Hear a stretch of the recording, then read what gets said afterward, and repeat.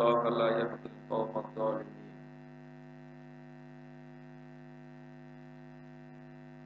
عن عبد الله بن عمرو رضي الله عنه قال قال رسول الله صلى الله عليه وسلم بلغوا عني ولو آية وحدثوا عن بني إسرائيل ولا حرج من كذب متعمدا فليتبوأ مقعده من النار. رواه البخاري.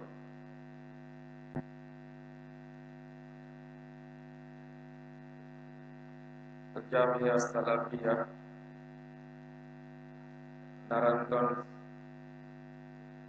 কর্তৃক আয়োজিত ইসলামী সম্মেলন 2017-এর মুহতারাম সভাপতি জামিয়া সালাফিয়া নারায়ণগঞ্জ রাজশাহী সম্মানিত প্রতিষ্ঠাতা পরিচালক শ্রদ্ধাভাজন উস্তাদ শেখ আব্দুর রাজ্জাক বিন ইউসুফ, উপস্থিত এদেশের বিদগ্ধ পণ্ডিত এবং জাতির দিশারি মুহতারাম উলামায়ে কেরাম, অতিথিবৃন্দ, সুধী মণ্ডলী, সামনে উপবিষ্ট শ্রদ্ধেয় মুসলিম ভাতৃমণ্ডলী এবং পর্দার আড়ালের মা ও বোনেরা,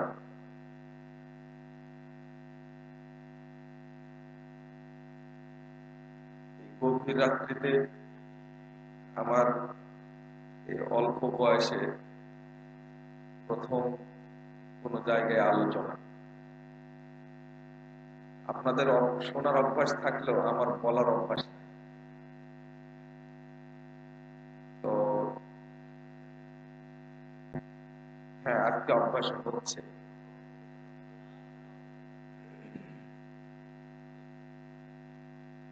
যে বিষয়টি উল্লেখ করা হয়েছে, বিশ্বব্যাপী জয়ীফ ও জাল হাদিসের কুপ্রভাব, তো এ বিষয়ে আলোচনা করতে হলে সতেজ ব্রেন লাগবে বলারও, আর শোনারও ব্রেনটা সতেজ হতে হবে। এখন তো প্রায় সবাই ঘুমন্ত।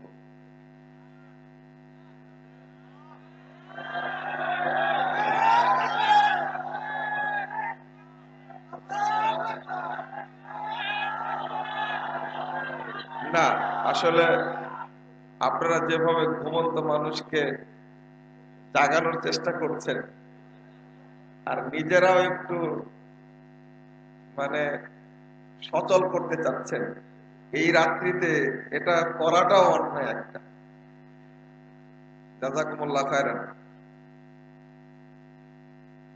জয়ীফ ও জাল হাদিস মুসলিম উম্মার যতগুলো ব্যাধি রয়েছে তার মধ্যে মুসলিম বিভক্তির যতগুলো ব্যাধি রয়েছে তার মধ্যে 1 নম্বর ব্যাধি বলে আমি আগে থেকেই বক্তব্য বলে আসি। 4টি ব্যাধি, 4টি কারণ আমি ধারাবাহিকভাবে বলে থাকি। 1 নম্বর হলো মুসলিম বিভক্তির মৌলিক 1 নম্বর কারণ হলো সমাজে প্রচলিত জয়ীফ ও জাল হাদিস। 2 নম্বর কারণ হলো কোরআন, পবিত্র কোরআন ও সহিহ হাদিসের ভুল অর্থ ও মন গড়া ব্যাখ্যা। কোরআন হাদিসই পড়ছি, মানতে চাচ্ছি, কিন্তু ওর ব্যাখ্যা করছি উল্টা, মানুষকে নিজের দলের মতো ব্যাখ্যা করছি।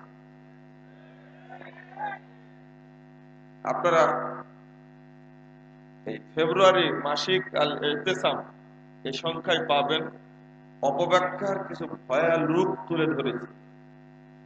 তার মধ্যে শেখ আকরামুজ্জামান বিন আব্দুস সালাম হাফিজাহুল্লাহ তাআলা তিনি কিছু অংশ উল্লেখ করেছেন আর কিছু অংশ আরেকজন উল্লেখ করেছেন। তো অপব্যাখ্যা মাঝখানে এই কথাটি বলতে আসলাম কেন, যারা সালাফি আকিদার দাবিদার, আহলে হাদিস আকিদার দাবিদার, তারাও নিজস্ব স্বার্থে, সামাজিক স্বার্থে, মান অভিমানের স্বার্থে কোরআন এবং সহিহ হাদিসের দিব্যি ভুল ব্যাখ্যা করছেন, ভুল অর্থ করছেন। এটা হলো বর্তমান প্রেক্ষাপট। 3 নম্বর, মানুষের তৈরি করা শিরিক এবং বিদআতি আমল। 1 নম্বর কি বলেছি মনে আছে? জাল ও জয়ীফ হাদিস। 2 নম্বর, পবিত্র কোরআন এবং সহিহ হাদিসের ভুল অর্থ এবং অপব্যাখ্যা। 3 হলো মানুষের তৈরি করা শিরিক ও বিদআতি আমল। 4 নম্বর হলো বিধর্মীদের সংস্কৃতি, কৃষ্টি, কালচার। এই 4টি বিষয় মুসলিম উম্মার মাজা ভেঙে দিয়েছে। যদি এই 4টি বিষয় থেকে আমরা উত্তরণের পথ খুঁজে পাই এবং এর সমাধান করতে পারি, তবে আবারও মুসলিম উম্মাহ ঐক্যবদ্ধ হবে ইনশাআল্লাহ। সমাজে অন্তত 90% 90% ধর্মীয় ক্ষেত্রে দলিল আছে, প্রত্যেকের পিছনেই দলিল আছে। শুধু আমাদের বিবেচনায় আমরা পাই যে হয়তোবা 10% ক্ষেত্রে কোনো দলিল নাই, বিনা দলিলেই চলছে, কিন্তু 90% ক্ষেত্র আছে সমাজে, যার কাছেই কথা বলবেন দেখবেন সে কোন না কোনো দলিল দিয়ে কথা বলছে। ওর পিছনে দলিল একটা আছে মানে, আর তার অধিকাংশই হলো জাল এবং জয়ীফ। যেমন একটা কথা প্রচলিত আছে, ইখতিলাফুল উলামায়ে রাহমাতুন, আলেমদের ইখতিলাফ কি? রহমত। এটা তো খুব শুনেছেন কথাটা, অথচ এটা কোনো হাদিসই না, নাউযুবিল্লাহ। অথচ হাদিস বলে প্রচারিত হচ্ছে।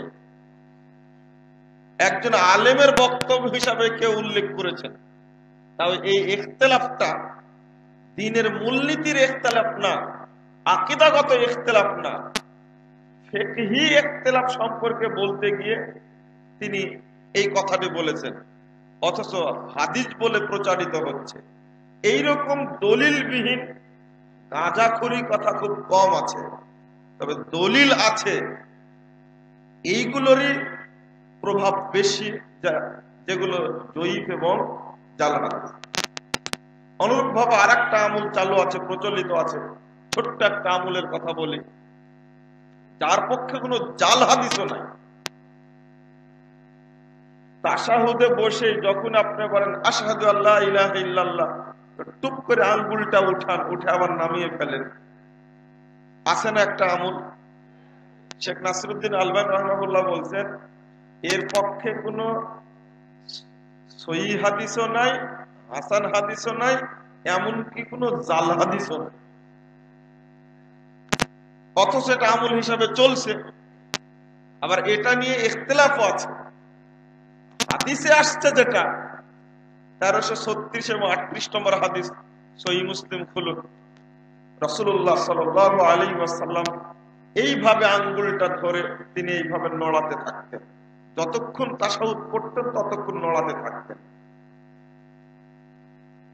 তারপরে আবু দাউদের মধ্যে 889 নম্বর হাদিসটা, এটা খুললেও দেখবেন যে নড়াতেই হবে। কেউ আবার আঙ্গুল উঠিয়ে রাখে, এটা আবার জয়ীফ হাদিস। তো দলিল নাই এইরকম খুব কম পাওয়া যায়। আপনি তাশাহুদ পড়ছেন, ভুল হয়ে গেছে, সুহু সেজদা দিবেন, আগে একবার ডান দিকে সালাম ফিরিয়ে নিলেন, নেওয়ার পরে সুহু সেজদা দিলেন।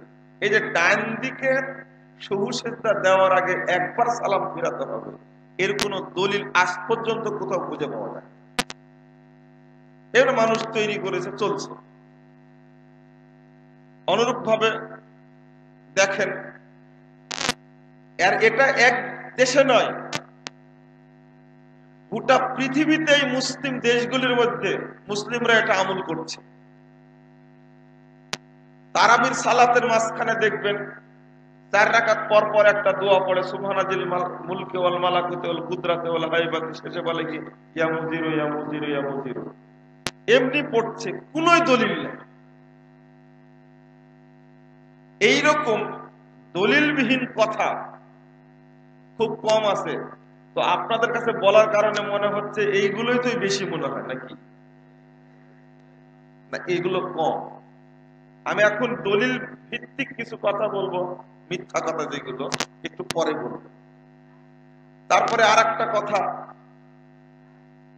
আপনার খুব প্রসিদ্ধ এবং প্রচলিত কথা, ইফতারের পূর্বে যে দোয়াটি আমরা উল্লেখ করি, গোটা বাংলাদেশে গোটা পৃথিবীতে কিভাবে যে প্রসিদ্ধ হলো, আল্লাহুম্মা সুমতু লাকা ওয়া তাওয়াক্কালতু আলা রিজকিকা ওয়া আফতারতু বিরহমাতিকা ইয়া আরহামার রাহিমিন। প্রচলিত আছে না এটা? পেপার বলে, পত্রিকাও বলে, রেডিও বলে, টেলিভিশন বলে, চ্যানেলগুলি সবই বলে। এটা কোন আলেম দেখতে গেল না যে এর পক্ষে দলিল আছে কিনা, ভুয়া কথা একবার। আল্লাহুম্মা লাকা সুমতু আলা রিজকিকা আফতারতু, এই দোয়াটা আছে আবু দাউদে, কিন্তু সনদ জয়ীফ। এটাও তো বলা যাবে না। ইফতারের সময় শুধু বলবেন বিসমিল্লাহ। শেষে যে যাহাবাল জামা ওয়া আফতালাতুল উরুক সাবাতুল আজর ইনশাআল্লাহ, এই দোয়াটা পড়া যাবে। এর সনদটা হাসান, মুহাদ্দিসগণ এটা হাসান বলেছেন, পড়া যাবে।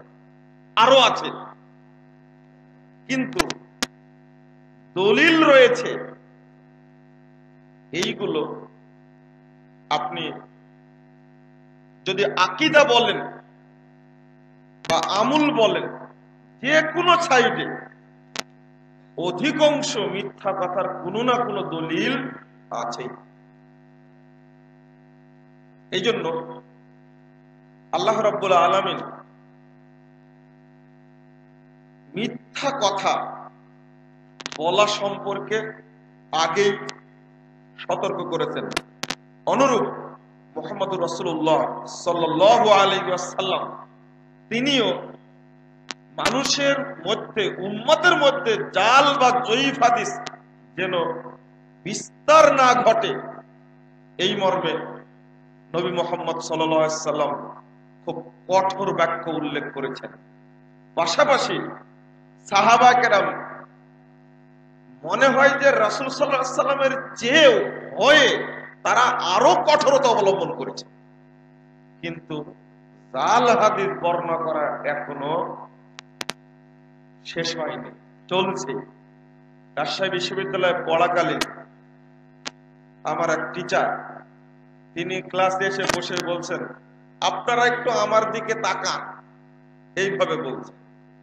কারণ আলেমের চেহারার দিকে তাকালে 50 বছরে পাপ ক্ষমা হয়।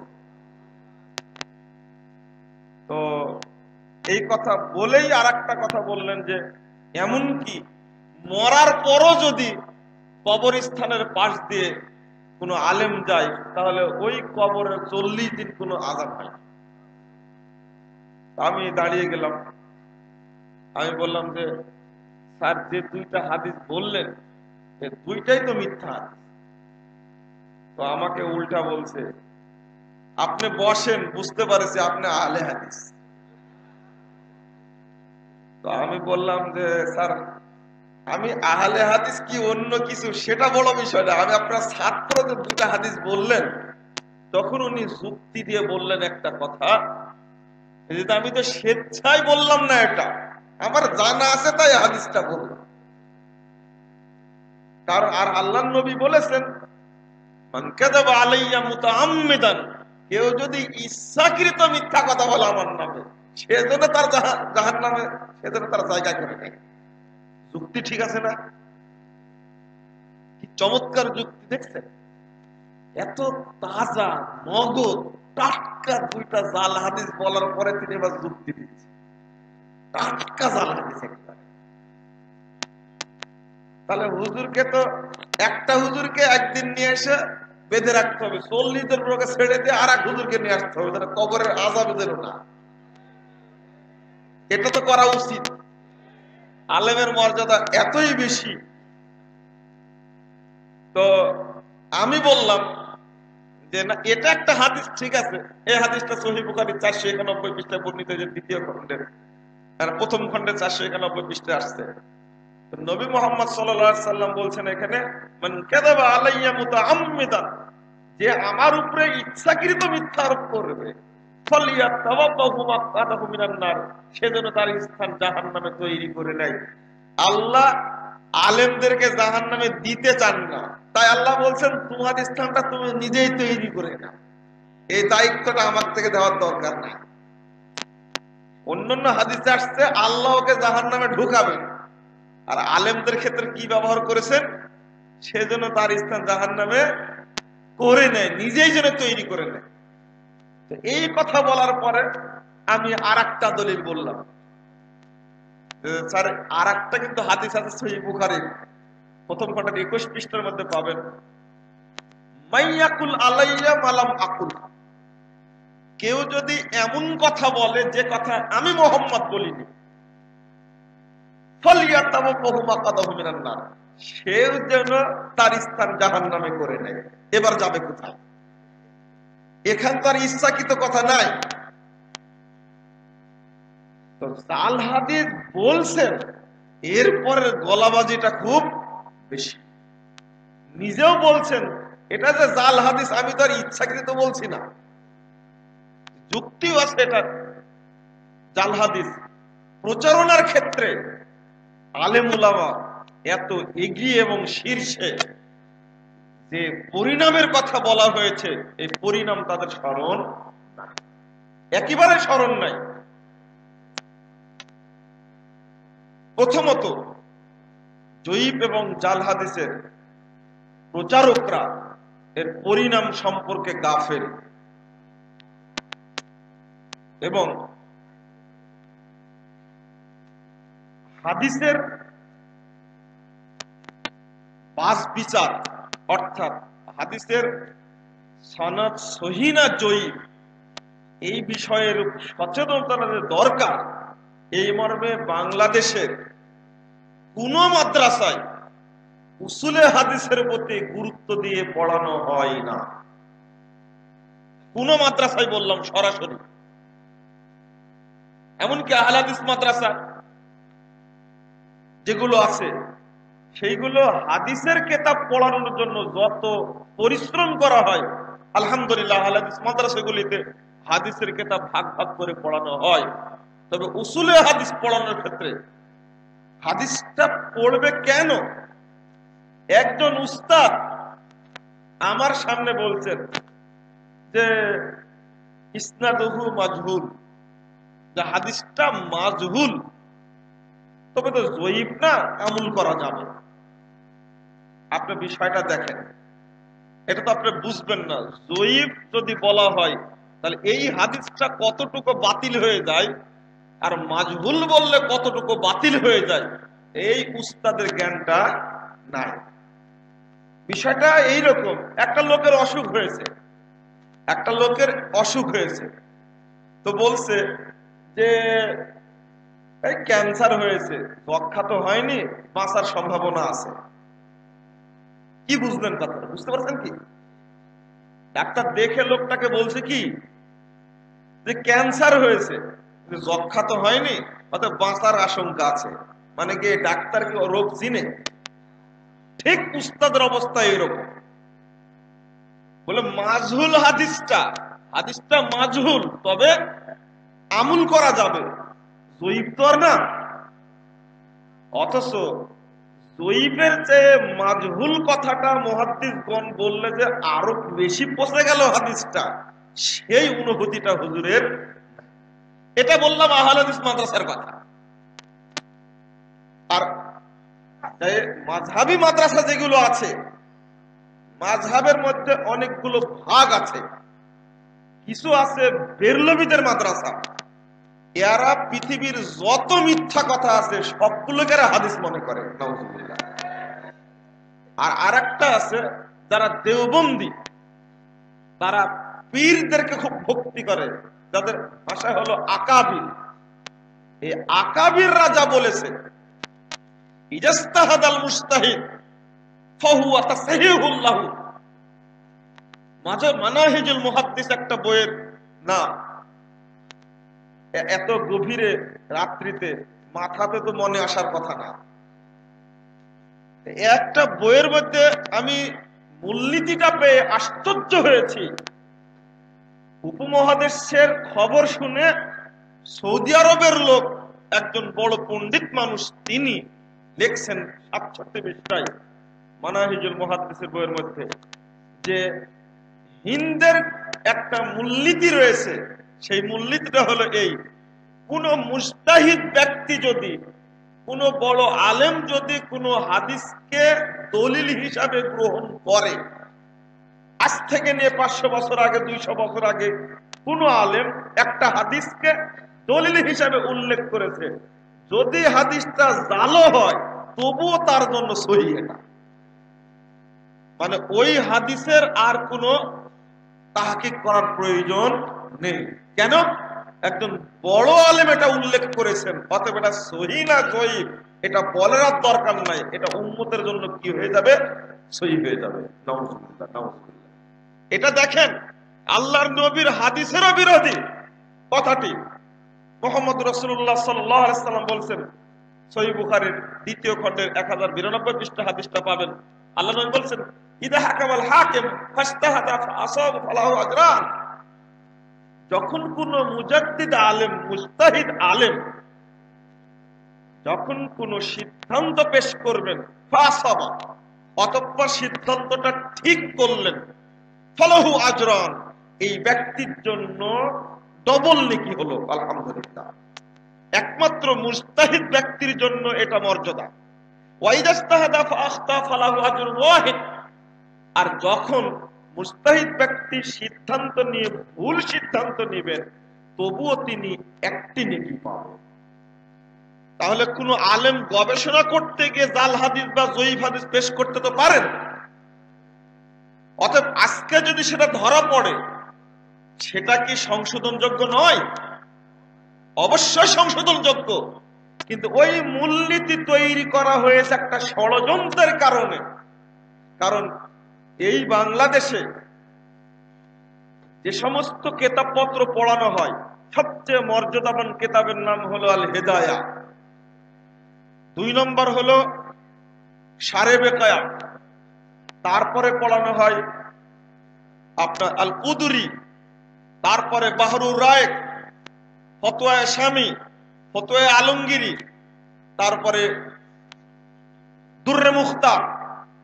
এই সমস্ত বইগুলো পড়ানো হয়। আর এই বইগুলোর মধ্যে অধিকাংশ লেখকই পেশ করেছেন দলিল মাযহাবকে টিকানোর জন্য জাল এবং জয়ীফ হাদিস তৈরি করে তাদের বইয়ে উল্লেখ করেছেন মাযহাবের দলিল হিসাবে। নাউজুবিল্লাহ। শুধু তাই, আপনার কথাটা বললে আপনারা বিশ্বাস করতে চাইবেন না। উপমহাদেশের একজন বিদ্বান, নাম হলো আব্দুল হাই লাখনবী রাহিমাহুল্লাহ, খুব প্রসিদ্ধ একজন ব্যক্তি, হানাফি বিদ্বান।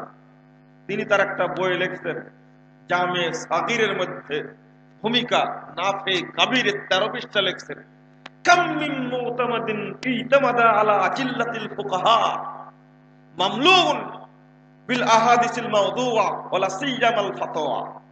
তিনি বলতে চাচ্ছেন যে অনেক কিতাবের উপরে বড় বড় জ্ঞানী ব্যক্তি নির্ভরশীল, অনেক বড় বড় কতই না কিতাব রয়েছে যেগুলোর উপরে বড় বড় বিদ্বান নির্ভরশীল, অথচ বইগুলো সব মাবলুউন বিল আহাদিসিল দাঈফা, এই বইগুলো সব জাল হাদিস দ্বারা পরিপূর্ণ। ওয়ালা সিয়ামাল ফাতওয়া, বিশেষ করে ফতোয়ার কিতাব। এরপরে তিনি বলছেন, আলা তারা ইলা হিদায়া মিন আজিল্লাতিল হানাফিয়া, তুমি কি দেখো না? পাঠককে লক্ষ্য করে বলছেন, তুমি কি হেদায়া কিতাবের দিকে তাকিয়ে দেখো না, যেটা হানাফি মাযহাবের সবচেয়ে বড় মর্যাদাবান কিতাব। ওয়াইলাল আজিজ মিন আজিল্লাতিশ শাফিয়াত, এবং শাফি মাযহাবের কিতাব শারহুল আজিজ।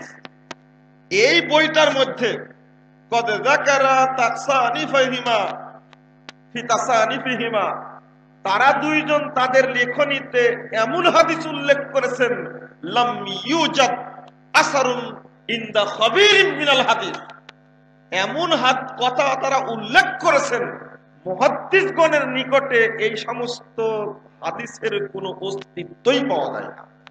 আমি বললাম আব্দুল্লাহ আল আখলামি নামে একজন প্রখ্যাত হানাফি বিদ্বান এই উপমহাদেশের, তার কথা বললাম, তিনি তার বইয়ের মধ্যে এইভাবেই উল্লেখ করছেন।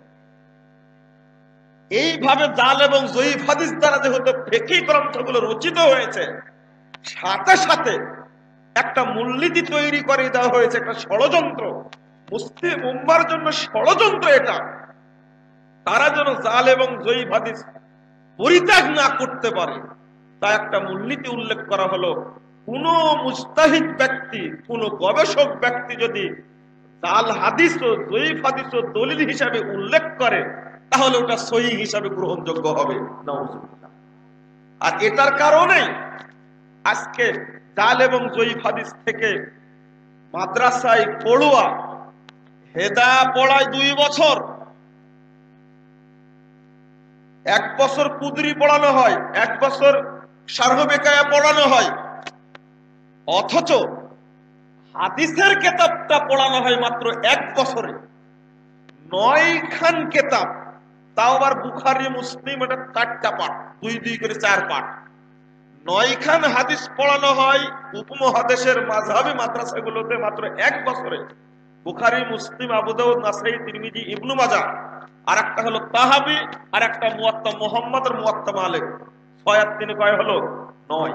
9টি কিতাব 1 বছরে পড়ানো হয়, শুধু কলা হাদ্দাসানা হাদ্দাসানা হাদ্দাসানা, আর কোনো কথা নেই। শিক্ষক প্রশ্ন করলে, ছাত্র প্রশ্ন করলে শিক্ষক 2টা কথা বলে, একটা হলো এই বলে যে এটা চলে গেছে, সামনে চলো, অথবা বলবে এটা সামনে আসবে, এখন চলো। কি বুঝলেন আপনারা? এই 2টা কথা বললেই হাদিস পড়ানো যায়। হাদিসের মর্যাদা পাঠদানের ক্ষেত্রে এত নিচে নেমেছে। এর পরেও আমার একটা আপত্তির কথা আপনাদের সামনে বলি, আল্লাহ আমাকে মাফ করুক। সারা বছর সহিহ বুখারীর পাঠদান করানোর সময় সহিহ বুখারীকে, এমনকি উস্তাদের ছেলে আব্দুল্লাহ বিন আব্দুর রাজ্জাক কথা বলছে মাঝে মাঝে আপনাদের সাথে, এ নিজে সাক্ষী, দারুল উলুম দেওবন্দে বসে, মসজিদে রাশিদিয়ার নিচতলায় বসে হাদিস পড়াচ্ছেন। বলা হয় উপমহাদেশের বড় একজন বিদ্বান সাইদ আহমদ পালানপুরি, তিনি বুখারীর হাদিস পড়াচ্ছেন। পড়াতে পড়াতে 3টা হাদিস, 3টাই মাযহাবী বিরোধী। যখন 3টা হাদিসকে তারজি দিলেন, 3টার হাদিসকে, হাদিসের উপরে মাযহাবী ফতোয়াকে ঘুরিয়ে ফিরিয়ে যখন মাযহাবী ফতোয়াকেই প্রাধান্য দিলেন, তখন আমি বললাম এখান থেকে তাড়াতাড়ি উঠো, না হলে আল্লাহর গজব নাযিল হবে। শেষে আমি ওখান থেকে বেরিয়ে আসতে বাধ্য হলাম। 2013 সালের কথা বলছি, এপ্রিল মাসে। আমি বলছিলাম যে যদি সহিহ বুখারীর হাদিস পড়ানোটা এত বড় অন্যায় হয়, হাদিসকে যদি আমি সহ্যই না করতে পারি, তাহলে গোটা দেশে হানাফি মাদ্রাসাগুলিতে, মাযহাবী মাদ্রাসাগুলিতে খতমে বুখারীর অনুষ্ঠান করে 1 বছরের রুজি সংগ্রহ করা হয় কেন?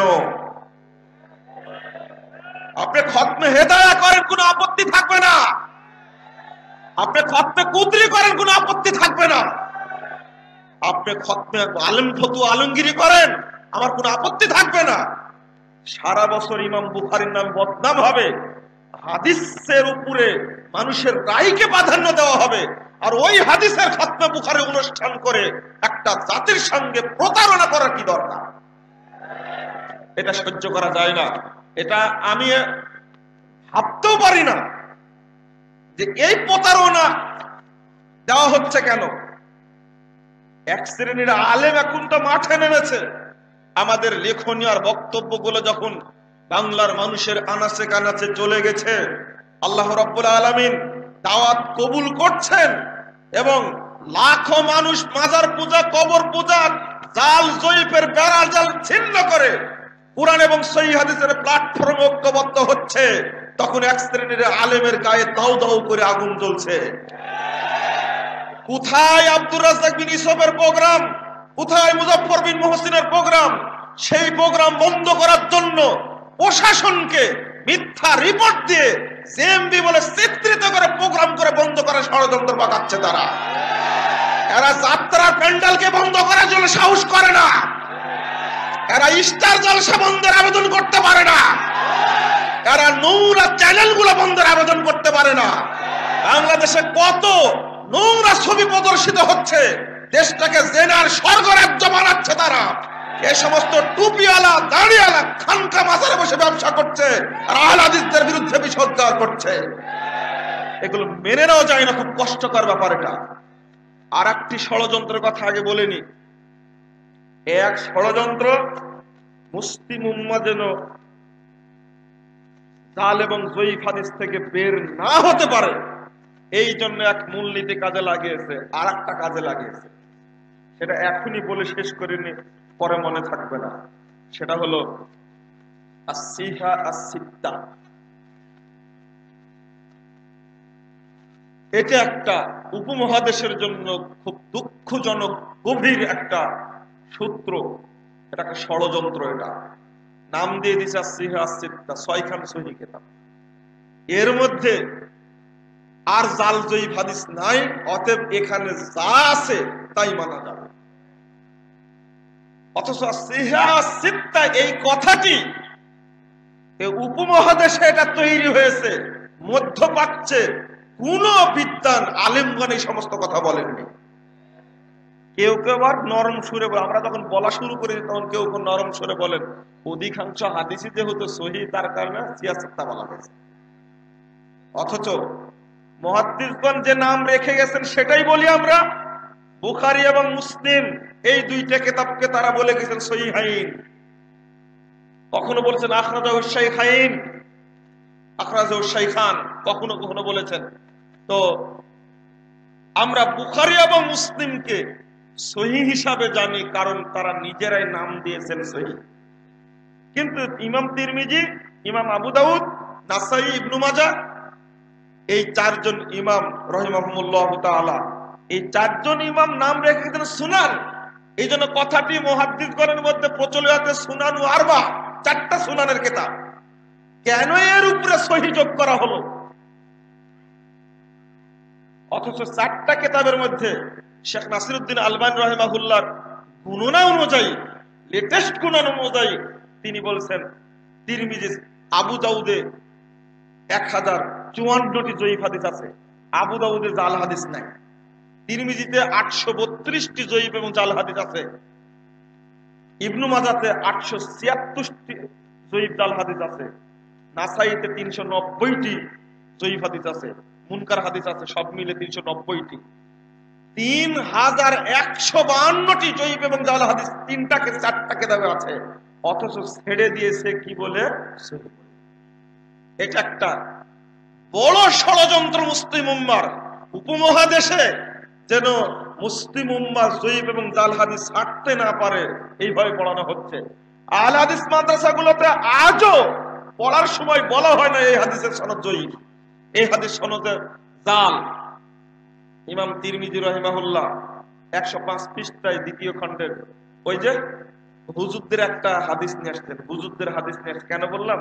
হুজুররা একটা হাদিস খুঁজে খুঁজে পেয়েছে দাড়ি কিভাবে ছাড়তে হয়। আল্লাহর নবী এই পার্শ্বে থেকে এবং নিচের দিক থেকে দাড়ি কেটে সাইজ করে রাখতেন, একটা হাদিস আছে। ইমাম তিরমিজি নিজেই বলছেন হাদিসটা জাল। আপনি বলুন তিরমিজির সব হাদিস কি সহিহ হলো? তাহলে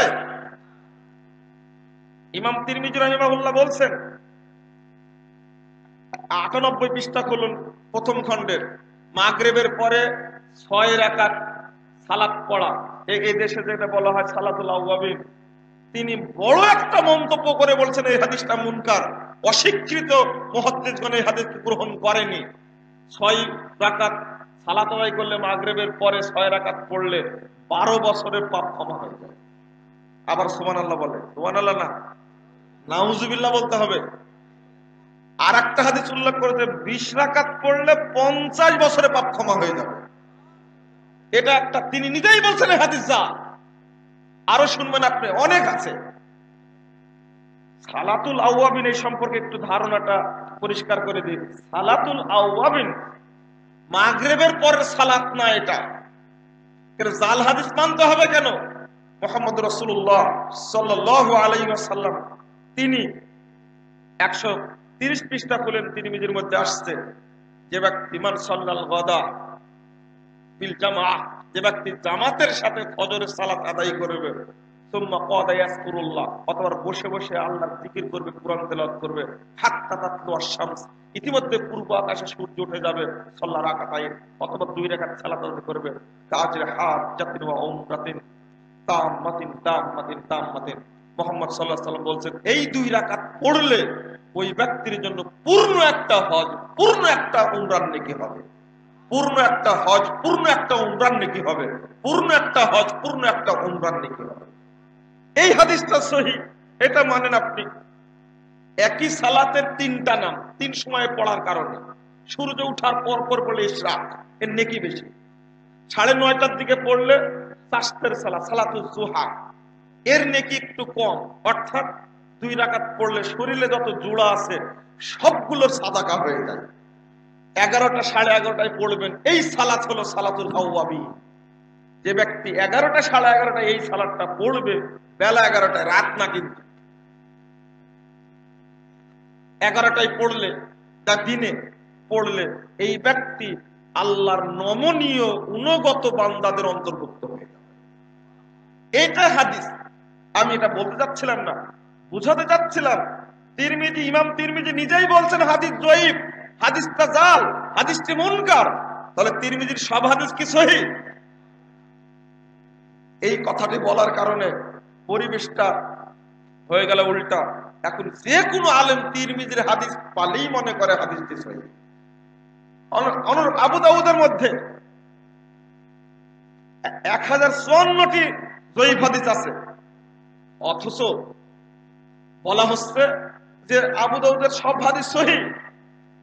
শুধু হাদিস সহিহ, আবু দাউদের বেশ কয়েকটি হাদিসকে উৎখাত করা হয়েছে উপমহাদেশ থেকে। উপমহাদেশ এমন একটা জায়গা, এমন একটা জায়গা, হাদিসকে কাটছাট করার একটা উন্নত মানের কারখানা।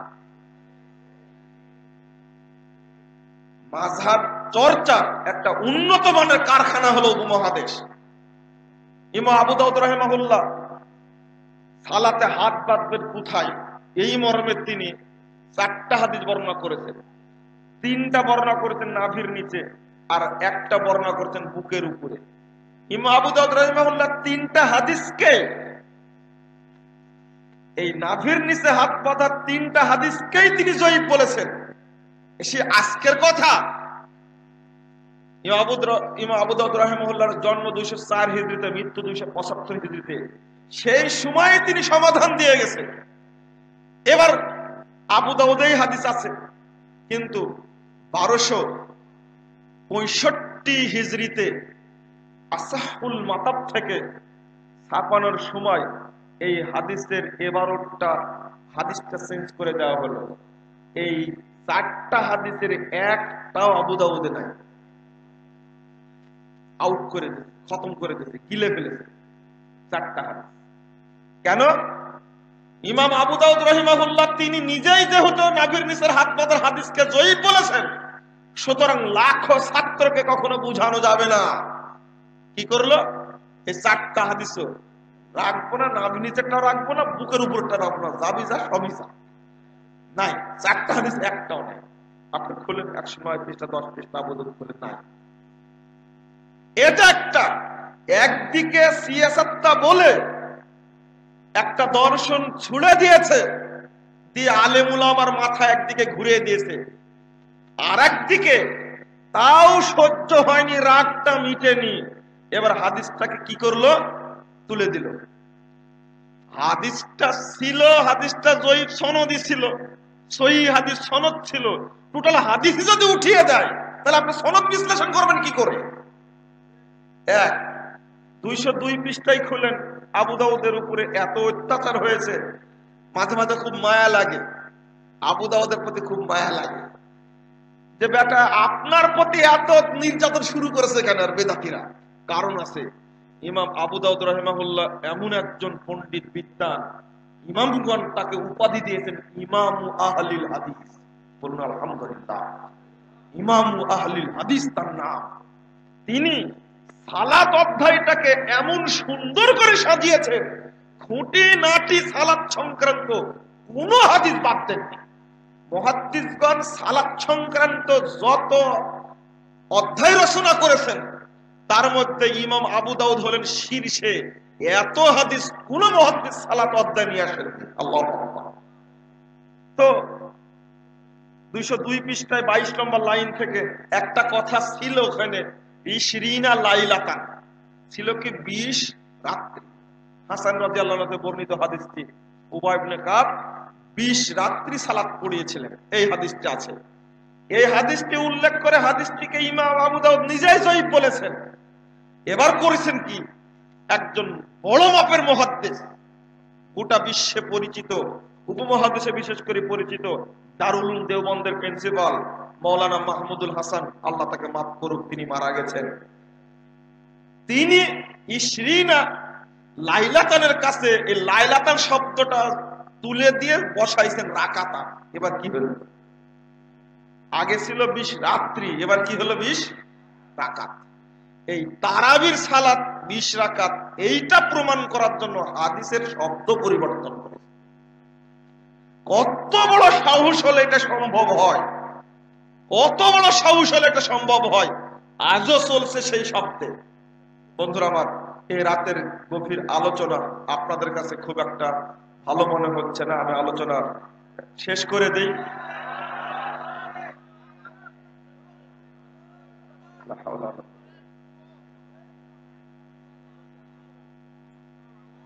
আচ্ছা একটু থামেন, একটু থামেন। আর একটা কথা বলে নি। আপনারা তো শুনছেন আলহামদুলিল্লাহ, কিন্তু আপনাদের তো কষ্ট হবে, একটু পরে ফজর পড়া লাগবে না?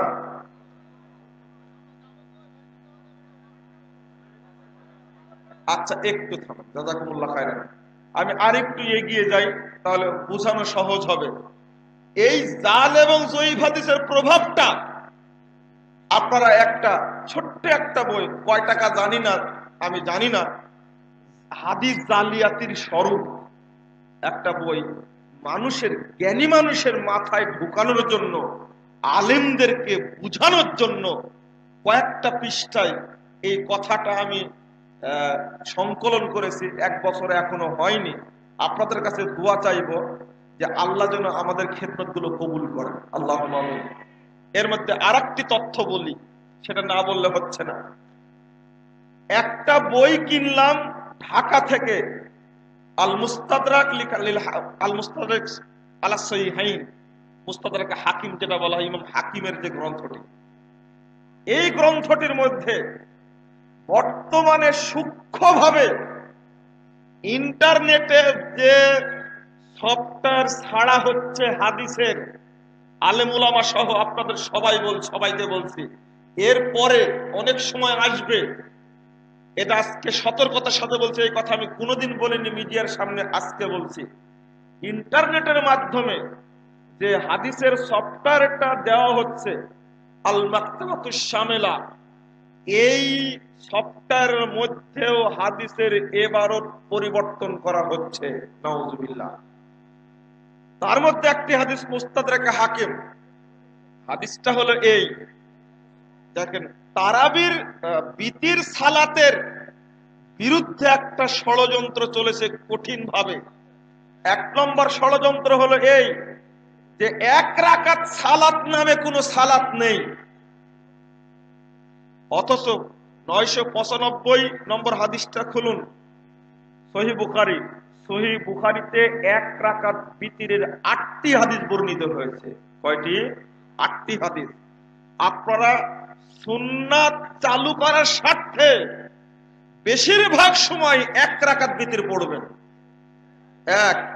2 নম্বর, নবী মুহাম্মদ সাল্লাল্লাহু আলাইহি সাল্লামও 1 রাকাত বিতির পড়াকেই পছন্দ করতেন। যদি সুন্নাত, মরা সুন্নাতকে, এই পরিত্যক্ত সুন্নাতকে জীবিত করার স্বার্থে এই যুগে যদি আপনি মানেন, তো নবী মুহাম্মদ সাল্লাল্লাহু আলাইহি সাল্লাম আপনাকে একটা উপহার দিয়ে দিয়েছেন। উপহারটা হলো এই, আর রাসূল বলেছেন, ইন্না মিন ওয়ারাইকুম জামানা সাবরিন, তোমাদের পরে একটি ধৈর্যের যুগ আসবে। 10394 নম্বর হাদিস তাবরানী কাবিরের মধ্যে আসছে, তোমাদের পরে একটা ধৈর্যের যুগ আসবে, এই যুগে আমার সুন্নাতকে কেউ মানবে না। লিল মুতামাসসিকি ফিহ, যে ব্যক্তি এই যুগে আমার সুন্নাতকে শক্ত করে ধরে থাকবে, ফালাহু আজরু 50 শাহীদা, ওই ব্যক্তির জন্য 50 জন শহীদের মর্যাদা রয়েছে। আল্লাহর নবী মুহাম্মদ সাল্লাল্লাহু আলাইহি ওয়াসাল্লাম এই কথা বলা মাত্রই উমর রাদিয়াল্লাহু আনহু, জ্ঞানী মানুষ, তিনি বলছেন, মিন্না মিনহুম, আল্লাহ নবী, এই মর্যাদাটা কি তাদের যুগের না আমাদের যুগের শহীদদের মর্যাদা? বুঝতে পারেননি? তাদের যুগে যারা শহীদ হবে তাদের মর্যাদা, না আমাদের যুগে যারা বদর উহুদ খন্দকে শহীদ হয়েছে তাদের মর্যাদা? আল্লাহ নবী বলছেন, লা বাল মিনকুম, আরে উমর, না না, তোমাদের যুগে শহীদ হওয়া 50 জন শহীদের মর্যাদা আল্লাহ তাকে দান করবেন। নাসিরউদ্দিন আলবানী রাহিমাহুল্লাহ এই হাদিসটা নিয়ে এসে বলছেন যে কেন এত মর্যাদা? সাহাবা কেরাম রাসূলকে দেখে আমল করতেন, জিবরিলকে দেখে আমল করতেন, ওহী নাজিল হওয়া দেখতেন, মুজিজা দেখতেন, তারা সেইভাবে আমল করতেন। আর এই যুগে তারা আমল করছে, মানুষ অত্যাচার করার পরে সুন্নাতকে আঁকড়ে ধরে আছে, অথচ নবীকেও দেখেনি তারা, জিবরিলকেও দেখেনি তারা, তারা ওহী নাজিলও দেখেনি, রাসূলের কোনো মুজিজা দেখেনি, শুধু বিশ্বাস করে সুন্নাতকে মেনে চলছে। তো এটা একটা উপহার। আর একটা, সুন্নাতের নেকি তো এমনি পাবেন। নবী মুহাম্মদ সাল্লাল্লাহু আলাইহি ওয়াসাল্লাম 1 রাকাত বিতের পড়াকে পছন্দ করতেন। কি করলো? ইমাম আবু হানিফা রাহিমাহুল্লাহর নাম দিয়ে একটা হাদিস তৈরি করেছে। সহিহ মুসলিমের সালাত অধ্যায়ের বেতের আলোচনা টিকায় আবার ইমাম মুসলিম নিয়ে আসছেন কথাটি। ইমাম আবু হানিফা বলেছেন 1 রাকাত নামে কোনো সালাত নেই। আচ্ছা, সনদ কি, দলিল কি? নাই। এমনিতে হাদিসের সনদ আছে, রাসূলের নামে বর্ণনা সাহাবীর মাধ্যমে এসেছে, এরপরে সনদে ত্রুটি হলে হাদিস বাতিল হয়ে যাচ্ছে। আর মাযহাবী গ্রন্থগুলো এমন কানা গ্রন্থ, না আছে তার সনদ, না আছে কোনো রাবীর নাম, না আছে রাসূলের নাম, এমনি একজন মানুষের কল আবু হানিফা বলে রাখছে, ওটাই চলছে। মাযহাব টিকানোর জন্য 4টি মাযহাবের 4টি গ্রন্থ রয়েছে। এই জন্যই তো আমরা এইভাবে স্পষ্ট কথাই বলে থাকি যে শুধু এক মাযহাবের অপরাধ না। অনেকেই বলে মালয়েশিয়ার মানুষ আহলে হাদিস আকীদার মানুষ। কে বলেছে আপনাকে? তারা পুরোটাই হলো শাফি মাযহাবের মানুষ। কোন সালাফি বা আহলে হাদিস আকীদার মানুষ সেখানে গেলে, বক্তব্য রাখলে, জানতে পারলে ওকে জেলখানায় জায়গা ছাড়া কোথাও জায়গা দেবে না। অথচ তারা জোরে আমিন বলে, অথচ রফুল আযান করে। আমি সালাত পড়তে গিয়ে প্রথম ভাবলাম যে যাক, একটা আহলে হাদিস মসজিদ পেলাম, খুশিতে আমি বাক বাক করে জোরে আমিন বলছে, বুকে হাত বাঁধছে।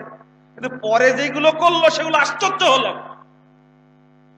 আপনি সিঙ্গাপুরে যাবেন যখন, তখনও দেখবেন অধিকাংশ মসজিদ আপনার মতো করে সালাত আদায় করে, বুকে হাত বাঁধে, রফুল আযান করে, জোরে আমিন বলে, আপনি খুশি হয়ে যাবেন। কিন্তু তারা মূলত শাফি মাযহাবের মানুষ।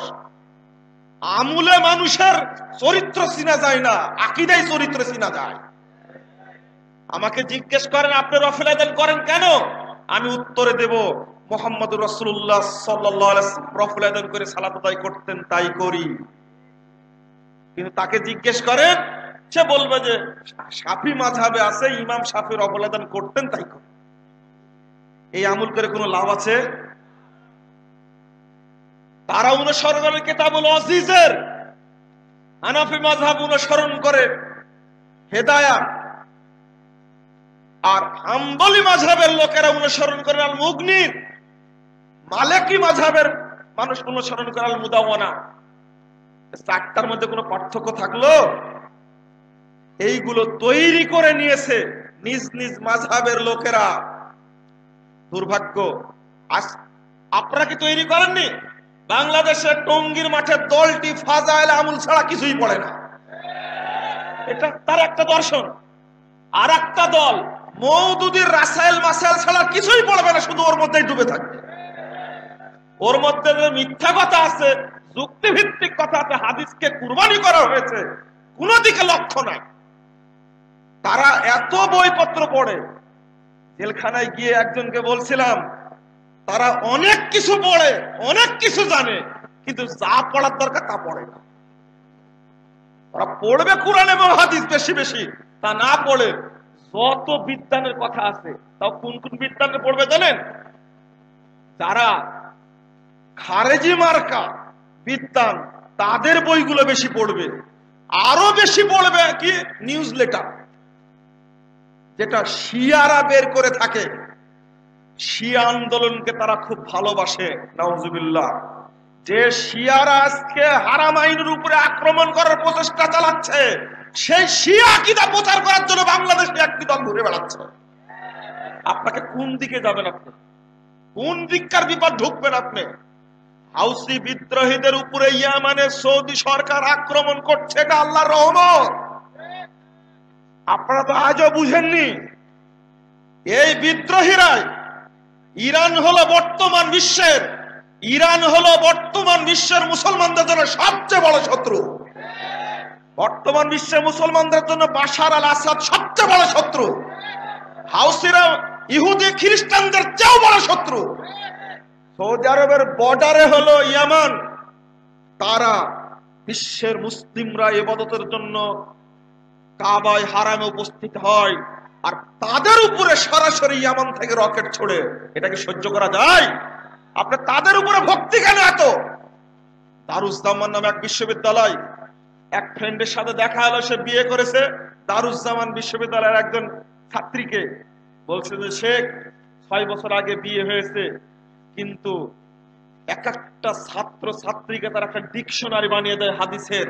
দারুজ্জামান বিশ্ববিদ্যালয়টা ইয়ামানে পুড়িয়ে 26,000 ছাত্র যেখানে পড়াশোনা করে, সমস্ত বিশ্ববিদ্যালয় পুড়িয়ে একবার সারকা করে দিয়েছে। এত ভক্তি কেন হাউসিদের উপরে? বন্ধুরা আমার, আমি অন্যদিকে চলে গেছি। এক একটা দল এক একটা নীতির অনুসরণ করছে আগে থেকে, শুধু মাযহাব না, তরিকা না।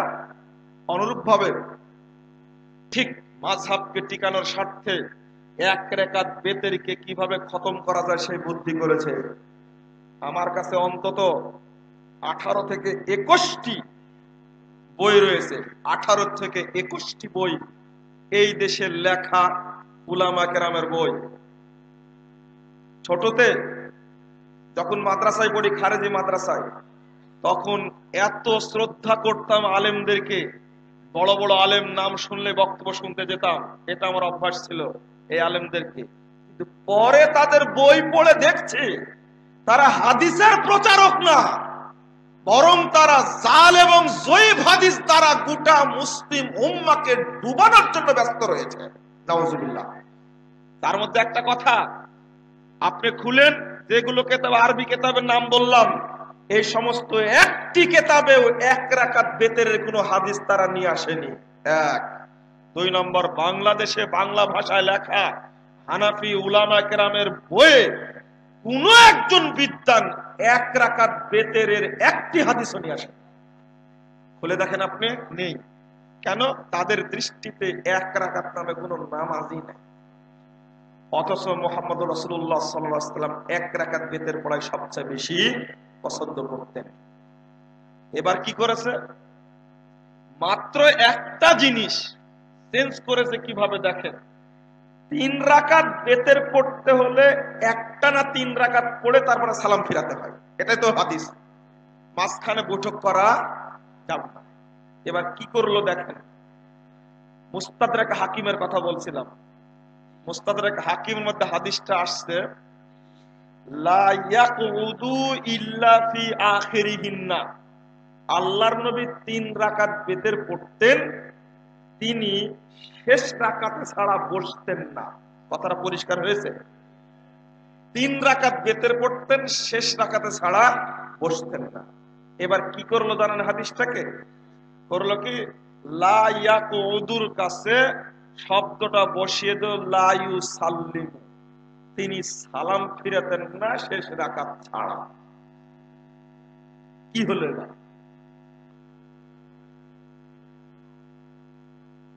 এরপরে এই হাদিসটাকে নিয়ে ঘোষা মাজা করেছেন যে বিদ্বানের নাম বললে আপনারা আশ্চর্য হবেন। এই হাদিসটাকে নিয়ে ঘোষা মাজা করেছেন, তার নাম হলো আল্লামা আনোয়ার শাহ কাশ্মীরি। এত বড় বিদ্বান তিনি, তার ফাইজুল বারী কিতাবের মধ্যে নিয়ে আসছেন। এই হাদিসটা নিয়ে আসার পরে কি বলছেন জানেন? যে আমি মুস্তাদরাকে হাকিমের 3টা নুসখা দেখলাম, মানে 3টা মানে মূল কিতাব দেখলাম, তাতে দেখছি ইয়াকুদু শব্দ, তিনি বসতেন না এই শব্দ আছে।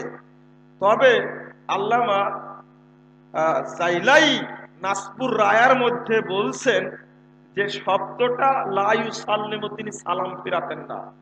অথচ মুস্তাদরাকে ইমাম হাকিম আর জাইলাই দুইজনের মাঝের বয়সের পার্থক্য 700 বছর। এবার কি করলেন জানেন? যেহেতু ইমাম জাইলাই খুব নির্ভরযোগ্য বিদ্বান, অতএব তার নুসখাটাই ঠিক আছে। আর জাল হাদিসের কবলে রাসূলুল্লাহ সাল্লাল্লাহু আলাইহি ওয়াসাল্লাম, এই বইটার দেখেন টিকায় আরবিটা আমি লিখে দিয়েছি, আরবিটা দিয়ে দিয়েছি। এত বড় বিদ্বান, নিজে যিনি ইমাম হাকিম হাদিসটা সংকলন করলেন, তিনি আসলটা জানেন না। 700 বছর পরে যিনি জন্ম নিলেন, তিনি আসলটা জানেন। কি বুঝলেন? এই জন্যই বলে অন্ধ ছেলের নাম পদ্মলোচন। একদিকে মরার উপরে খাড়ার ঘা। আগে একটা আবু দাউদের হাদিস বললাম, হাদিসটাই জয়ী, ওকে আবার জবাই করেছে। গরুটা মরেই গেছে, আবার কি করেছে? জবাই করেছে। কি হলো? যদি এই চিত্র বলতে থাকে আপনাদের, আপনারা বিরক্ত হয়ে যাবেন। এত অবস্থা খারাপ, বিশ্রী অবস্থা ধর্মের, কে অবস্থাটা বিশ্লেষণ করবে আর কে মানুষের সামনে উন্মুক্ত করবে? তবে আল্লাহর একটা খাস রহমত হলো এই যে পৃথিবীতে একটি শ্রেণী আল্লাহ কিয়ামত পর্যন্ত রেখে দেবেন, যাদের নাম সালাফি বা আহলুল হাদিস বা আনসারুস সুন্নাহ, আহলুস সুন্নাহ ওয়াল জামাত। বেদাতীরা যতই ষড়যন্ত্র করুক না কেন, তাদের ষড়যন্ত্রের মুখোশ আল্লাহ রাব্বুল আলামিন আহলে হাদিসদের দ্বারা উন্মুক্ত করে দেবে। এই কথা আজকের নয়, 363 হিজরি, 463 হিজরিতে মারা গেছেন ইমাম খতিব বাগদাদি। তিনি বলছেন কাম মিন মুলহিদিন, তিনি বলছেন ফাকাদ জাআলাল্লাহু তাআলা আহলাহু হুররাসাদ্দিন। আল্লাহ রাব্বুল আলামিন আহলে হাদিসদেরকে পৃথিবীতে তার দ্বীনের পাহারাদার হিসাবে নিয়োগ দান করেছে। কাম মিন মুলহিদিন ইয়ারুমান ইয়াখলুতা বিশরিয়া মা লাইসা মিল্লাহ, আল্লাহু তাআলা ইয়াজুব্বু বিআসাবিল হাদিস। তিনি বলছেন পৃথিবীর যেখানেই যে স্থানে দুষ্কৃতকারীরা রাসূলের ধর্মের নাম দিয়ে কোন জিনিস তৈরি করে যা ধর্মের মধ্যে নাই, আল্লাহু তাআলা ইয়াজুব্বু বিআসাবিল হাদিস, মহান আল্লাহ এই দুষ্কৃতকারীদেরকে প্রতিরোধ করেন আহলে হাদিসদের দ্বারা। অহুমুল হুফাদুল আরকানিহা ওয়াল কাওয়ামুনা বিআমরিহা ওয়া শানিহা। পৃথিবীতে আহলে হাদিসরা আল্লাহর শরীয়তের রুকুন এবং শরীয়তের হেফাজতকারী। বলুন আলহামদুলিল্লাহ। আলা উলাইকা হিজবুল্লাহ। তিনি ধমক দিয়ে বলছেন, হে বেদাতীরা সাবধান, মনে রেখো আহলে হাদিসরা এই পৃথিবীতে হলো আল্লাহর সেনাবাহিনী। ইন্না হিজবাল্লাহি হুমুল মুফলিহুন। আল্লাহর সেনাবাহিনী যুগে যুগে জয়লাভ করবে, বিজিত হবে। আলহামদুলিল্লাহ। এরা যতদিন থাকবে। পাশাপাশি ইমাম আবু দাউদকে কি এমনি দেখতে পারে না? ইমাম আবু দাউদ রাহিমাহুল্লাহ বলছেন লাউলা হাদিহিল ইসাব আল আন্দারাস আল ইসলামিয়ানি আসহাবুল হাদিস, যদি পৃথিবীতে আহলে হাদিসরা না থাকতো তাহলে ইসলাম পৃথিবী থেকে মিটে যেত। শিরিকপন্থীরা, বেদাতপন্থীরা ইসলামকে কুরে কুরে খেয়ে নষ্ট করত। মাশাআল্লাহ, আলহামদুলিল্লাহ, আল্লাহ শুকরিয়া, এই তথ্যগুলো এখন জ্ঞানী মানুষের সামনে ফাঁস হওয়ার কারণে মানুষ আস্তে আস্তে হকের দিকে চলে আসছে, আলহামদুলিল্লাহ। এবার আপনাদের সামনে সংক্ষিপ্ত কথা হলো এই যে আপনাদের প্রচেষ্টা নবী মুহাম্মদ সাল্লাল্লাহু আলাইহি সাল্লামের আলোকে, প্রচেষ্টার আলোকে, আপনাদের সাহাবীদের প্রচেষ্টার আলোকে প্রচেষ্টা অব্যাহত রাখতে হবে। আল্লাহ রাব্বুল আলামিন বলেছেন, ফামান আযলামু মিম্মান ইফতারা আলাল্লাহি কাযিবা, ওই ব্যক্তির চেয়ে বড় মিথ্যুক কে আল্লাহর উপরে যে অপবাদ দেয়, লিইযিল্লান নাস বিগাইরি ইলম, ইলম ছাড়াই মানুষকে পথভ্রষ্ট করে।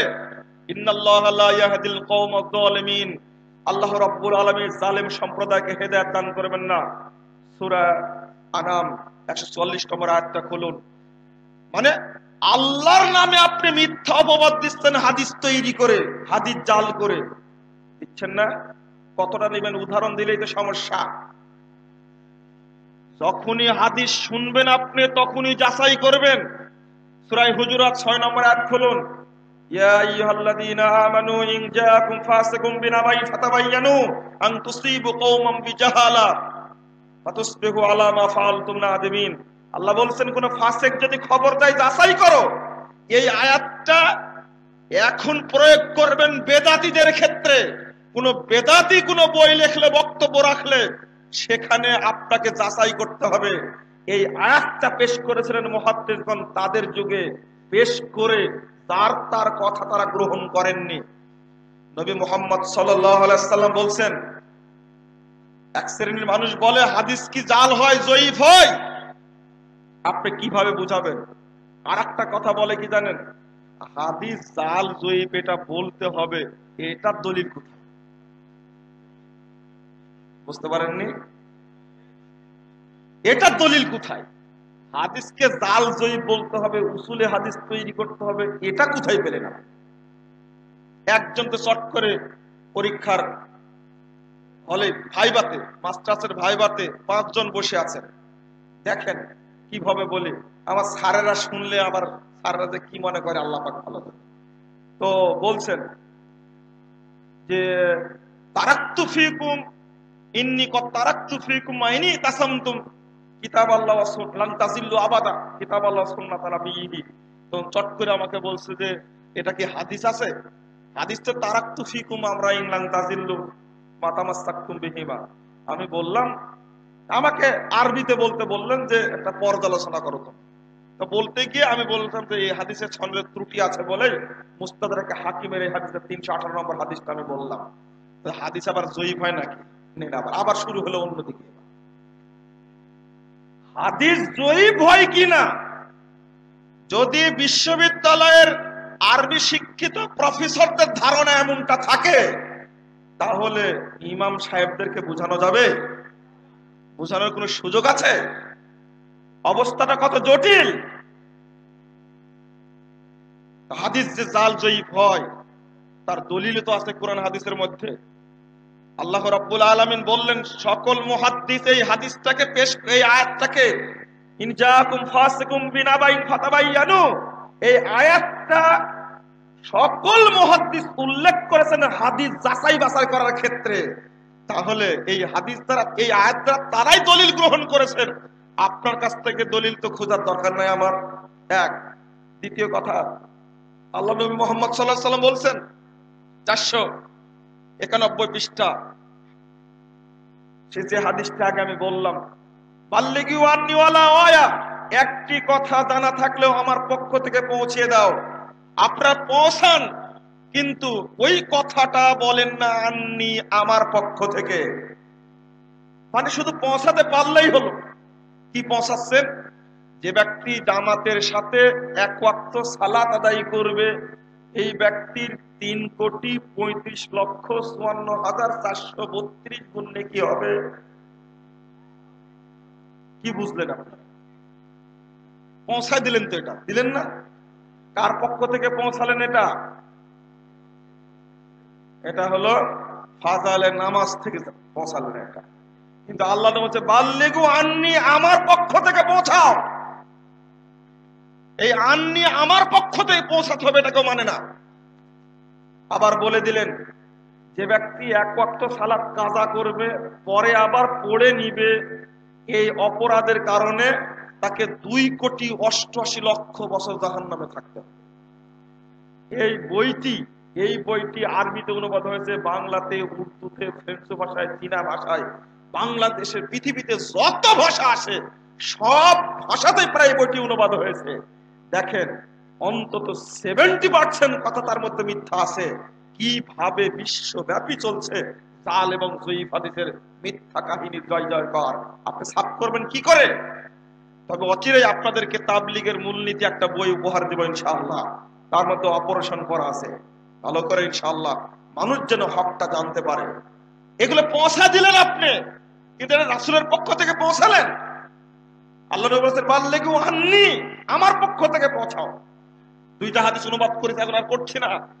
কেউ যদি এমন কথা বলে, মানে হাদ্দাসান্নি বিহাদিসিন ইউরান্নাহু কাযিব, কেউ যদি কোন হাদিস পেশ করে যদি ধারণা করেন মিথ্যা কিনা, সহিহ না জয়ীফ, সহিহ না জয়ীফ কনফার্ম না হয়ে যদি কোনো ব্যক্তি হাদিস পেশ করে, ফাহুয়া হাদুল কাযিবিন, ওই ব্যক্তি মিথ্যুকদের অন্তর্ভুক্ত। নাউযুবিল্লাহ। হাদিস সহিহ হলেও যদি না জেনে বর্ণনা করেন আপনি হাদিস সহিহ না জয়ীফ, নিশ্চিত হয়ে বর্ণনা যদি না করেন আপনিও মিথ্যুক। নাউযুবিল্লাহ। যে না, এই হাদিস পেশ করা যাবে না। আল্লাহ নবী বলেছেন 5 পৃষ্ঠা, ইবনু মাজাহ খুলুন। আল্লাহ রাসূল আবু কাতাদা বলছেন সামিতুন নবী সাল্লাল্লাহু আলাইহি ওয়াসাল্লাম আলা হাযাল মিম্বার ইয়াকুম কাসরাতুল হাদিস, মিম্বারের উপরে দাঁড়িয়ে আল্লাহ নবীকে বলতে শুনেছি, মসজিদের নববীর মিম্বারে দাঁড়িয়ে বলছেন তোমরা আমার পক্ষ থেকে বেশি বেশি হাদিস বর্ণনা করা থেকে সাবধান থাকো।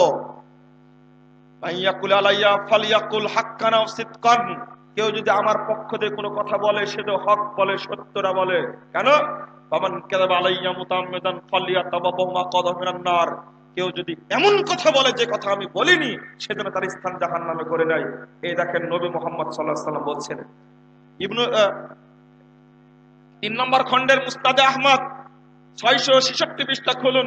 মুহাম্মদ সাল্লাল্লাহু আলাইহি ওয়াসাল্লাম বলছেন, ইবনে উমর বলছেন লা তাকযিবু আলাইয়া, আমার উপরে মিথ্যারোপ করো না। মানিল্লাযী ইয়াকযিবু আলাইয়া ইবনা বাইতুন ফিন্নার, যে ব্যক্তি আমার উপরে মিথ্যাচার করবে ওই ব্যক্তির জন্য জাহান্নামে ঘর তৈরি করা হবে। আল্লাহ নবী বলছেন লা তাকযিবু আলাইয়া, সহিহ বুখারী 21 পৃষ্ঠা খুলুন, কেউ যদি আমার উপরে তোর মিথ্যারোপ করো না। মানিল্লাযী ইয়াকযিবু আলাইয়া ইয়ালিজিন নার, যে আমার উপরে মিথ্যাচার করবে সেই জাহান্নামে যাবে। আল্লাহর নবীর এতগুলো হাদিস বলেছেন ঘোড়ার ঘাস কাটার জন্য? কি করার জন্য বলেছেন? হাদিস তৈরি করার জন্য বলেছেন? এতগুলো হাদিস থাকার পরেও হাদিস জাল করেছে, দুর্ভাগ্য। আলেম ওলামা আজও বুঝলো না। আর একটা হাদিস বর্ণিত হয়েছে 509 পৃষ্ঠায় সহিহ বুখারীর মধ্যে, মুহাম্মদ সাল্লাল্লাহু আলাইহি ওয়াসাল্লাম বলছেন যে লা তাকুমুস সাআ হাত্তা ইউবাসা রাজ্জালুনা কাযাবুনা আকরাবিন সালাসিন কুল্লুহুম ইয়াকুলুনা রাসূলুল্লাহ।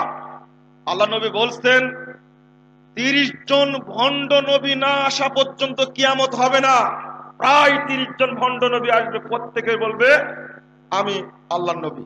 আচ্ছা, ভণ্ড নবীরা যদি হাদিস তৈরি করে এই হাদিস কি সহিহ হবে? হাদিস বলে জাল হয় না, জয়ীফ হয় না। যদি জাল হাদিস আপনি বলেন পিঠে মার আটবে না আপনার, দেখবেন। যদি বলেন যে 3টা জিনিস চোখের পাওয়ার বৃদ্ধি করে, কয়টা জিনিস?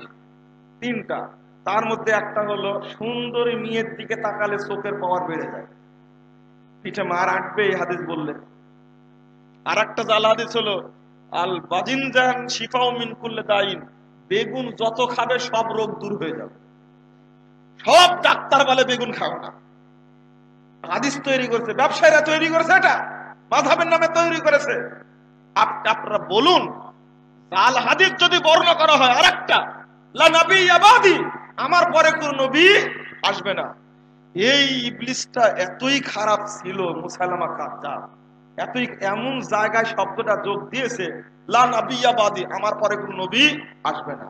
এরপরে যোগ দিয়েছে ইল্লা ইয়াশা আল্লাহ, আল্লাহ চাইলে আসবে। কি আল্লাহ চাইলে নবী আসতে পারে না? আবার আল্লাহ চাইলেও আসবে না, আল্লাহ চাইবেন না।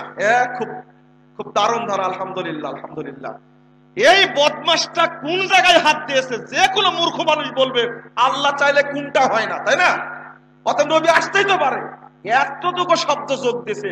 যদি এই এতটুকু জাল হাদিসের প্রতি কোনো ব্যক্তি ঈমান আনে, তার ঈমান থাকবে না ঈমান নষ্ট হয়ে যাবে? এই জাল হাদিস কোনটা মানলে ঈমানই থাকবে না। এই হাদিস জাল হাদিস পেশ করে গোলাম আহমদ কাদিয়ানী নামে এই ভণ্ড নবী এই বাংলাদেশের হাজারো উপমহাদেশের হাজারো মানুষকে কাফের বানিয়েছে। আর বলে জাল হাদিস চলবে। আমি আর দুইটা কথার একটা কথা মূলনীতি, এই নবীর হাদিসগুলো উমর রাদিয়াল্লাহু আনহু এই হাদিসের আলোকে এমন মূলনীতি পেশ করলেন। এই দলিল দাও, সহিহ মুসলিম 210 পৃষ্ঠা খুলুন, তৃতীয় খণ্ডের। এই দলিল দাও। আবু মুসাকে বলছে দলিল না দিলে তোমার পিঠ পিঠ কেড়ে তোমাকে হত্যা করো। এই দেখেন একটা দলিল। আলী রাদিয়াল্লাহু আনহু 129 এবং 30 পৃষ্ঠা খুলেন তিরমিজি। তিনি বলছেন ইদা হাদাসানি রাজুলুন, কেউ যদি আমার কাছে হাদিস বর্ণনা করে তো বলতাম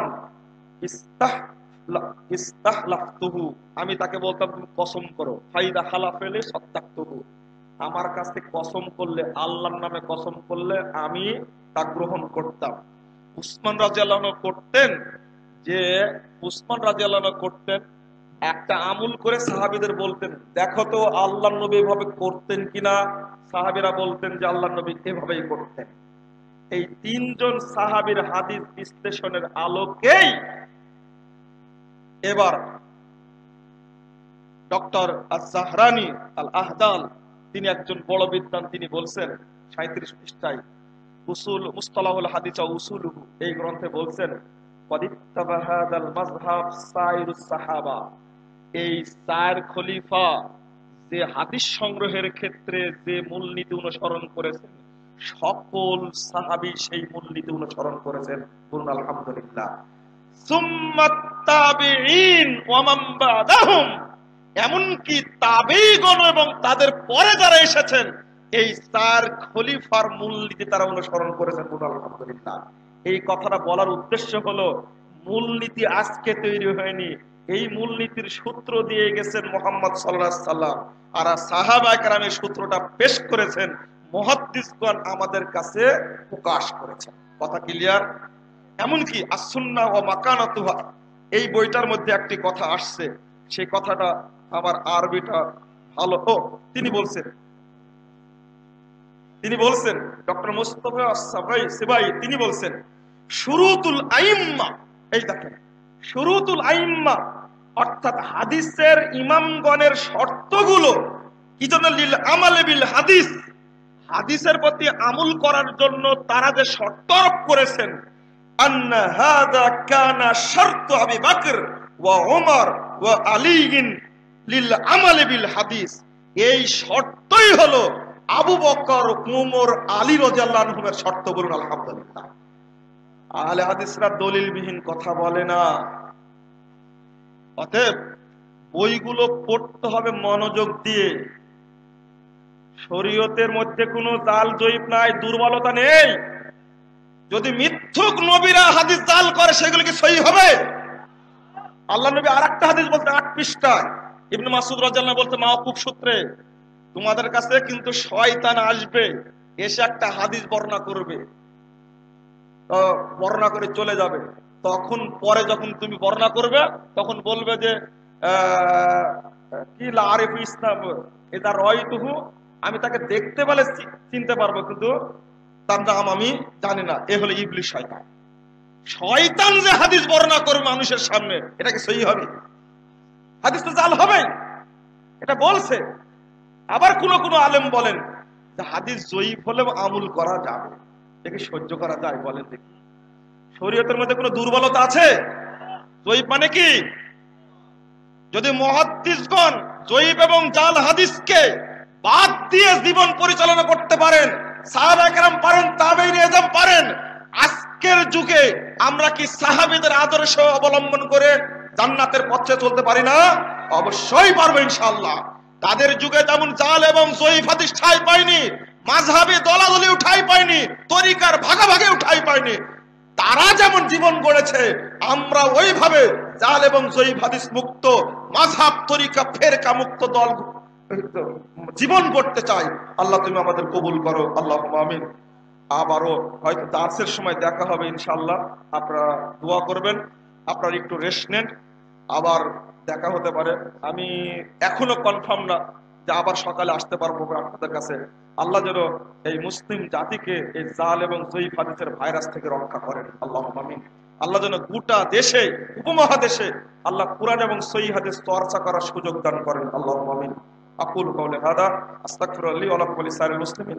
আপনাদেরকে একান্ত স্বাগত জানাচ্ছি। আপনারা কষ্ট করে বসেছিলেন, বা কুয়াশার পানি পড়ছে টপ টপ করে শীতের মধ্যে।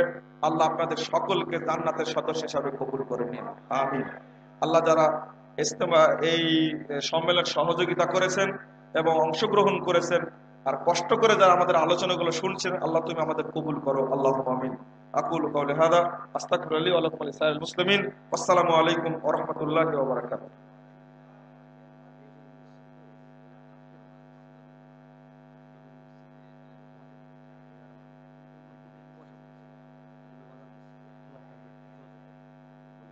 আসসালামু আলাইকুম ওয়া রাহমাতুল্লাহ। জাযাহুল্লাহ খায়রান জাযা। বন্ধুবর শেখ মুজাফফর বিন মহসিনকে অত্যন্ত চমৎকার আলোচনা মধ্যরাত্রিতে আমাদের সামনে করলেন। সম্মানিত উপস্থিতি, দু একটি ঘোষণা। প্রথমত, খাদ্য প্যান্ডেলে কিছু বিশৃঙ্খলা হওয়ার জন্য আমরা আন্তরিকভাবে দুঃখিত। আগামী দিনে ভালো করার জন্য আমরা চেষ্টা করছি, দোয়া রাখবেন। দ্বিতীয়ত, আপনাদের জ্ঞাতার্থে জানিয়ে রাখছি, আগামীকাল বাদ ফজর দার্সে কোরআন পেশ করবেন শেখ মুজাফফর বিন মহসিন। আগামীকাল ফজর সালাতের পরে দার্সে কোরআন পেশ করবেন। ফজরের সালাত হবে আজান 5টা 20 মিনিটে, সালাত হবে 5টা 40 মিনিটে। এরপরে দার্সে কোরআন পেশ করবেন শেখ মুজাফফর বিন মহসিন। পাশাপাশি আপনাদের আরেকটা বিষয় স্মরণ করে দিচ্ছি, পাশে বেলদি বাজার জামে মসজিদে দেবই বাজার জামে মসজিদ খোলা থাকবে। আপনারা চাইলে সেখানে থাকতে পারবেন। দেবই মানে এই সামনে রাস্তাতে হেঁটে গিয়ে সামনে যে মসজিদটা, 2তলা মসজিদ, এই জলাটা পার হলে 2তলা মসজিদ, ওই মসজিদও খোলা থাকবে। যদি কেউ যেতে চাইলে ওখানে গিয়েও রাত থাকতে পারবেন। বেশি দূর না, 5-6 মিনিট হাঁটলেই হবে। এই রাস্তা দিয়ে হেঁটে গিয়ে যে মসজিদটা পাওয়া যাবে, 5 থেকে 7 মিনিট হেঁটে গেলেই পাওয়া যাবে। এই পিছনের রাস্তা দিয়ে হেঁটে গিয়ে একদম 3 রাস্তার মাথায় 2তলা মসজিদ, ওই মসজিদ খোলা আছে, চাইলে ওখানে রাত যাপন করতে পারবেন। আসসালামু আলাইকুম ওয়া রাহমাতুল্লাহ। সুবহানাকা আল্লাহ।